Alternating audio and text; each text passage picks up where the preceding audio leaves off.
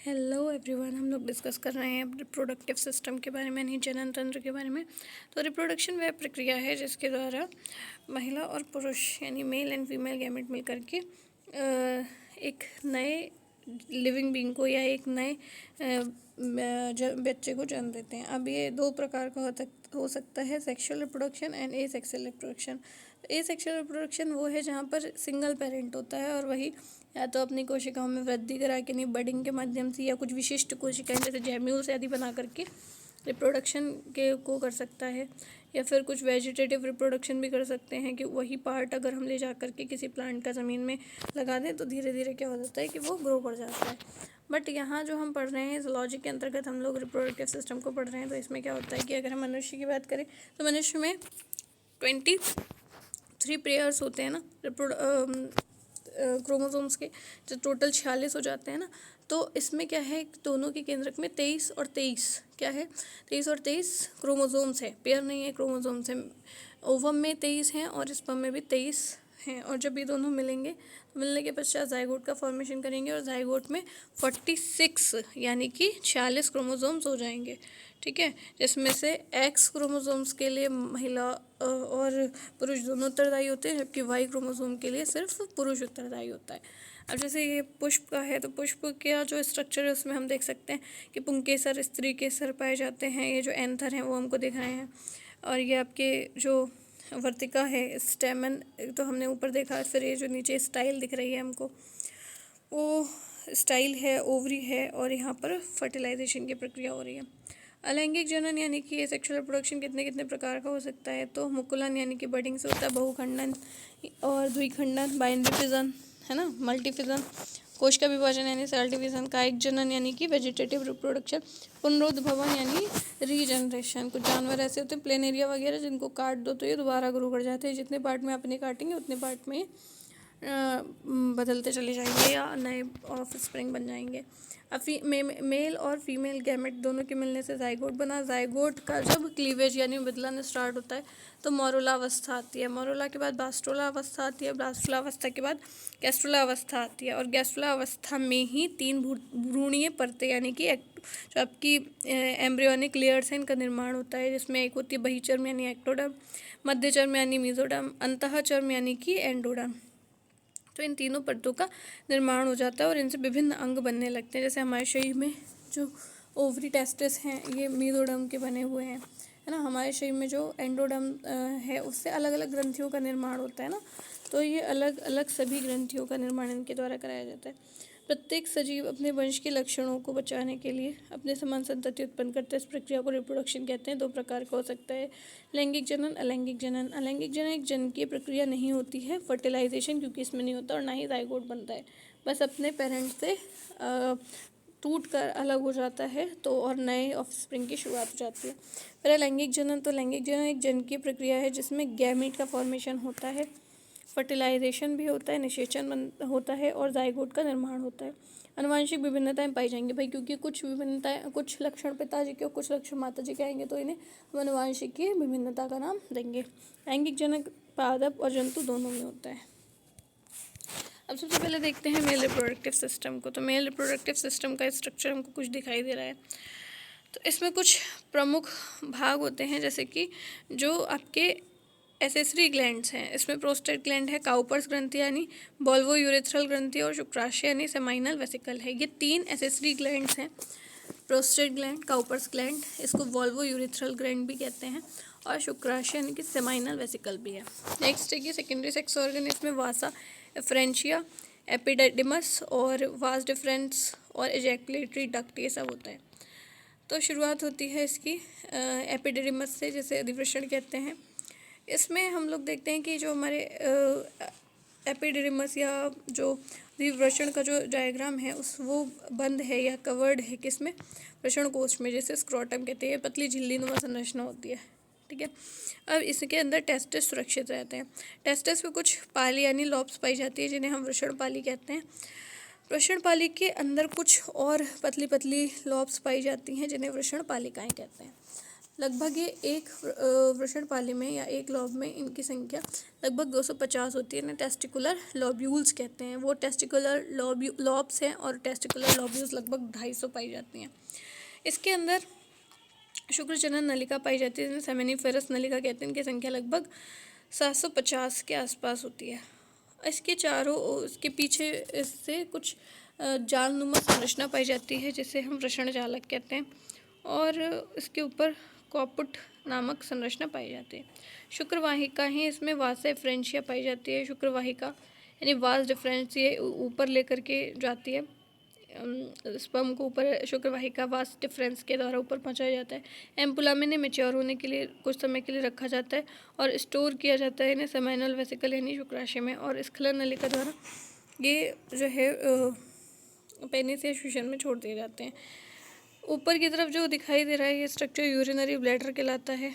उसके बीच का जो भाग है यूरिनरी ब्लैडर की जस्ट नीचे का, इसे हम प्रोस्टेट कहते हैं। उसके नीचे काउपर्स या वॉल्वो यूरिथ्रल ग्रंथि पाई जाती है। जो पतली नलिका नुमा संरचना ये यूरेथ्रा कहलाती है, और फिर लास्ट में ये पेनिस या शिशिन कहलाता है। और इसके बाहर का जो भाग है इसे ग्लांस पेनिस या प्रीपोस फोरेसिन कहते हैं। नेक्स्ट है कि जो हमारे प्राइमरी सेक्स ऑर्गन्स है उसमें मीजोडर्मल से उत्पत्ति हुई, यानी मध्य चर्म से इनकी उपस्थिति का निर्माण हुआ है टेस्टिस का। ये संख्या में एक पेयर होता है, यानी संख्या में 2 होंगे। वज़न जो होता है इनका लगभग 14 से 15 ग्राम होता है, और इनका जो लंबाई है वो 4 से 5 सेंटीमीटर की होती है, और इनका जो चौड़ाई है वो 2 से 3 सेंटीमीटर की होती है। आकार इनका अंडाशय होता है, अंडाकार होता है। स्थिति मनुष्य के शरीर के बाहर पाए जाते हैं, जबकि रैट, बैट, ओटर के जनन के समय शरीर से बाहर आ जाते हैं, बाद में अंदर चले जाते हैं। यानी कुछ जीव ऐसे हैं जिनके शरीर के बाहर आते हैं at the time of reproduction और फिर उसके पश्चात बाहर चले जाते हैं, जबकि कुछ जानवर ऐसे होते हैं जिनके शरीर में परमानेंट बाहर अंदर ही रहते हैं, जैसे हाथी और ब्लू व्हेल। कार्य क्या होता है? इसका कार्य होता है शुक्र जनन करना, अर्थात शुक्राणु का निर्माण करना।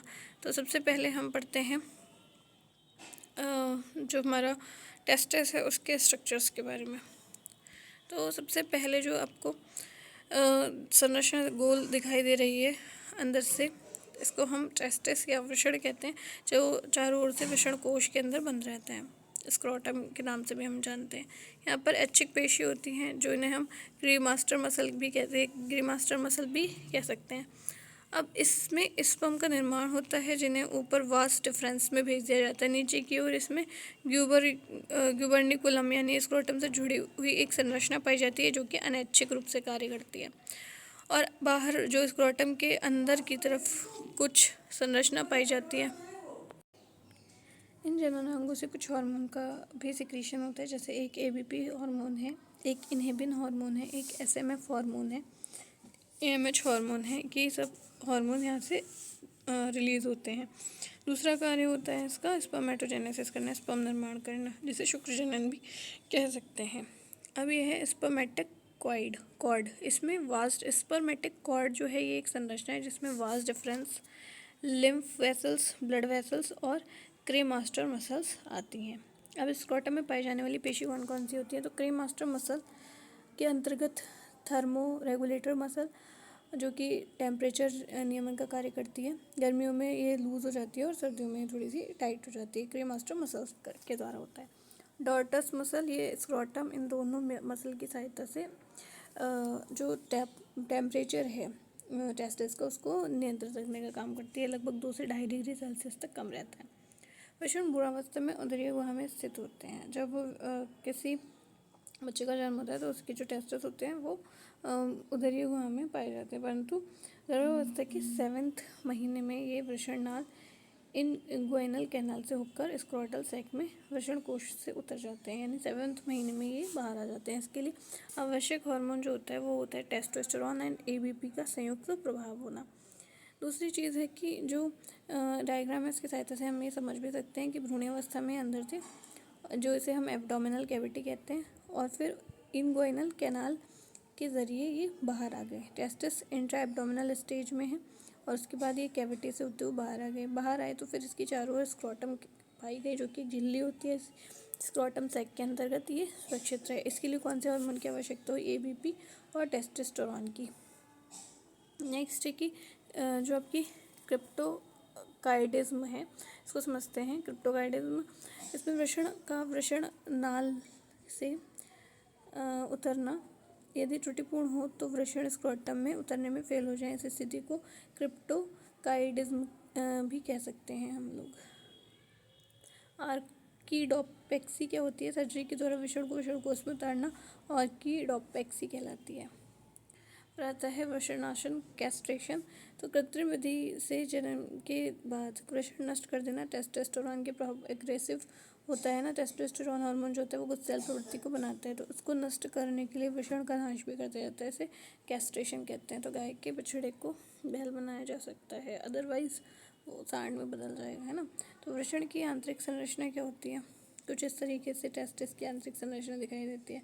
ऊपर की ओर सस्पेंसरी लिगामेंट काम करते हैं, जो कि इसको पकड़े रखने का कार्य कर रहे हैं, लिगामेंट्स। इसके अंदर की ओर आपको सेमिनिफेरस नलिका दिखाई दे रही होगी। सेमिनिफेरस नलिका और ये जो बाहर की तरफ संरचना है, इसे हम लोग क्या कहते हैं? इसे हम लोग कहते हैं ट्यूनिका एल्बुजिनिया। ये वृषणपाली के निर्माण में सहायक होती है। फिर उससे बाहर, उसके थोड़ा सा बाहर की तरफ होती है ट्यूनिका वजनैलिस, ये आउटर लेयर बनाती है। इससे वृषणपाली यानी कि टेस्टिस लोब्यूल्स का निर्माण होता है। और सबसे अंदर की संरचना जो है वो है ट्यूनिका वेस्कुलरिस, ये अति संवहनीय होती है। तो पहली संरचना जो बाहर की तरफ है वो ट्यूनिका वजनैलिस है, सेकंड संरचना जो है एल्बुजिनिया है, थर्ड संरचना जो है वो ट्यूनिका वेस्कुलरिस है। इस तरीके से 3 संरचनाएं पाई जाती हैं। फिर इसके अंदर की ओर ट्यूनिका रेक्टी भी पाई जाती है। और ये जो संरचना बनती है, जो बाहर से एक जालनुमा संरचना बनती है, सबसे नीचे का जो भाग होता है जो स्पष्ट दिखाई देता है, उसे कॉर्डा कहते हैं, जहाँ से उलझे हुए वृंतों की शुरुआत होती है, इसे कॉर्पस कहते हैं। और सबसे ऊपरी भाग कैपुट कहलाता है। ये ऊपर ये किस में ओपन होती है? तो वासिफ्रेंशिया में ओपन होती है। खाली जगह जो है वो रेटिटेस्टिस कहलाती है। और इसमें क्या किया जाता है? इसके ज़रिए स्पर्म को ऊपर भेजा जाता है स्पर्मेटोजेनेसिस की प्रक्रिया द्वारा। फ्लो ऑफ स्पर्म, अगर हम शुक्राणु के फ्लो की बात करें तो सबसे पहले सेमिनिफेरस ट्यूब्यूल्स में आते हैं। सेमिनिफेरस ट्यूब्यूल्स के ज़रिए ये आगे पहुंचते हैं, स्पर्म का निर्माण होता है, जैसे ट्यूबुली रेक्टी में और रेटिटेस्टिस में भेज दिया जाता है।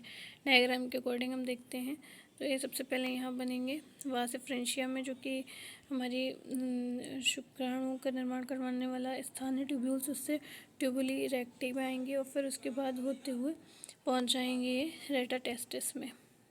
रेटाटेस्टिस ऊपरी भाग है। इसके पश्चात रेटाटेस्टिस से होते हुए वासिफ्रेंशिया से होते हुए एपिडिडिमस से होते हुए वास डिफरेंस से एम्पुला से सेमाइनल वेसिकल से एजैकुलेटरी डक्ट और फिर यूरेथ्रा में पहुंच जाती हैं। वृषण जो होती है इनके पर 3 प्रकार के आवरण हैं। सबसे पहले हमने ट्यूनिका वेजिनैलिस पढ़ी थी, ये भारी परत होती है जो फाइब्रस कनेक्टिंग टिश्यू की बनी होती है। अपूर्ण परत होती है, हमने देखा ही था, ये आधे भाग में केवल पाई जा रही है, देखिए हाफ मून शेप में आधे भाग में है। नेक्स्ट है ट्यूनिका अल्बिजेनस, ये मिडल लेयर है, इससे वृषणपालियों का निर्माण होता है। और ट्यूनिका वेस्कुलरिस ये सबसे अधिक संवहनीय, रक्त संचार भी इसमें होता है, रक्त केशिकाएं वाहिकाएं इसमें उपस्थित होती हैं। फिर आता है इंसिमिनेशन। इंसिमिनेशन का मतलब क्या होता है? स्पर्म को पहुंचा देना वजाइना में। फिर आता है एजैकुलेटरी स्खलन, एजैकुलेशन या स्खलन, इसमें कहीं अतिरिक्त छोड़ दिया जाना, तो ये एजैकुलेशन कहलाता है। और इंसिमेशन इस स्थान पे छोड़ने के लिए कहा गया है फर्टिलाइजेशन हेतु। नेक्स्ट है अधिवृषण, यानी कि जो विकसित शुक्राणु का पोषण करने का स्थान है उसे अधिवृषण कहते हैं। जबकि सर्टोली जो है वो विकासशील शुक्राणुओं का पोषण करने का स्थान होता है। अब देखते हैं स्पर्मेटोजेनेसिस यानी शुक्राणु निर्माण की प्रक्रिया। तो इसमें स्पर्मेटोगोनिया होता है। स्पर्मेटोगोनिया कहाँ पाया जाएगा? सर्टोली कोशिका यहाँ पर पाई जाएंगी। इस डायग्राम में हमको सर्टोली कोशिका दिखाई दे रही हैं जो शुक्राणु को पोषण देने का काम करती है, इसलिए इन्हें नर्स सेल कहते हैं, क्योंकि पोषण देने का कार्य करते हैं। फिर बीच बीच में आपको लसिका वाहिनियाँ दिखाई दे रही हैं जो लिम्फ वेसल्स हैं। उसके निकट आपको रक्त वाहिका दिखाई दे रही हैं जिन्हें हम ब्लड वेसल्स कहते हैं। इसके बाद सेमिनिफेरस नलिका यहाँ पर उपस्थित होती है। वृषण की संरचना प्रेम क्रियात्मक इकाई जो है शुक्र जनन का कार्य करती है, शुक्राणु पोषण जनन हार्मोन स्रावित कराती है। नेक्स्ट है अंतराली कोशिका। अंतराली कोशिका जो होती है वो लेडिक सेल भी कहलाती है, टेस्टोस्टेरोन हार्मोन को रिलीज करती है। और बीच में जो स्थान होता है इन्हें अंतराली स्थान कहते हैं। नेक्स्ट है कि फंक्शन ऑफ सर्टोली कोशिका।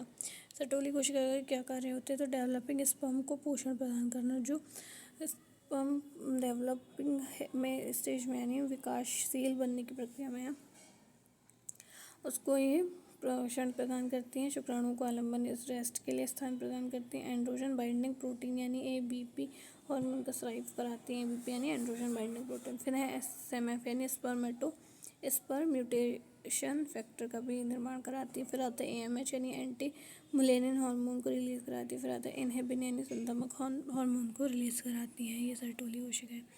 शुक्र जनन की प्रक्रिया में क्या क्या होता है इसको हम अगली क्लास में डिस्कस करेंगे। Thank you everyone.